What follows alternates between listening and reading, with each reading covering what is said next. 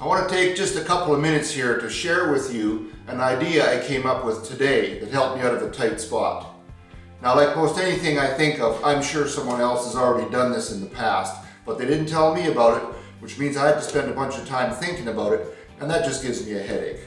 So maybe I can save you a headache in the future. Now, the last thing I did was this feature ring. Segmented feature ring for a segmented vessel, and a few people said they wanted to see what I was going to put it in. So it's not finished, but just to give you a preliminary look, and I'll show you in the future what it turns out like. What happened was yesterday I had finished this up. I had not yet glued on this walnut ring.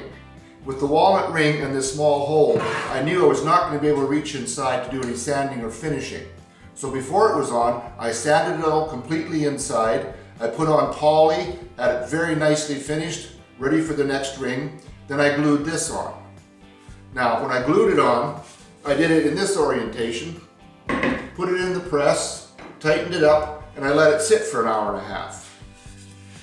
Now, I've done this many times before.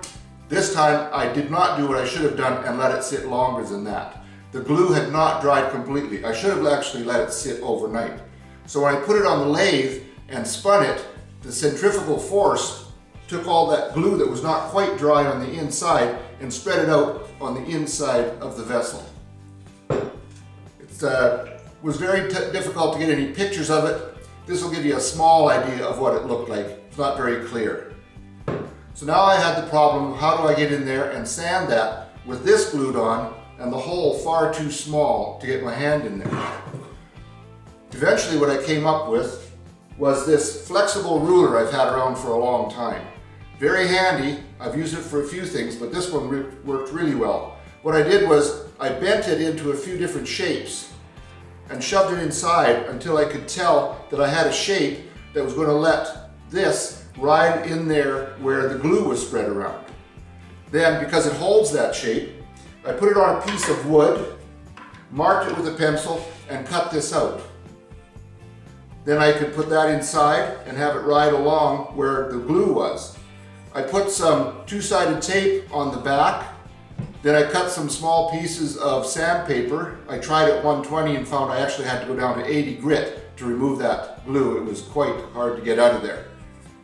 At this junction right in here, this would not get in there. So I put the two-sided tape around the end, sandpaper around there, and then I was able to go in there and sand it with that. Worked very well. After that sanding was finished and I got it dusted out, I was able to put a piece of shop towel on here, use an elastic band to hold it on there, dip this into Minwax wipe-on poly, and then use that on the inside as it was spinning to apply the poly.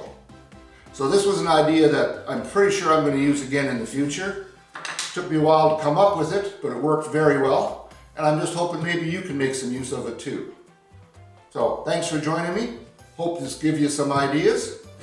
Have a great day in your shop and be safe. Take care now. Bye-bye.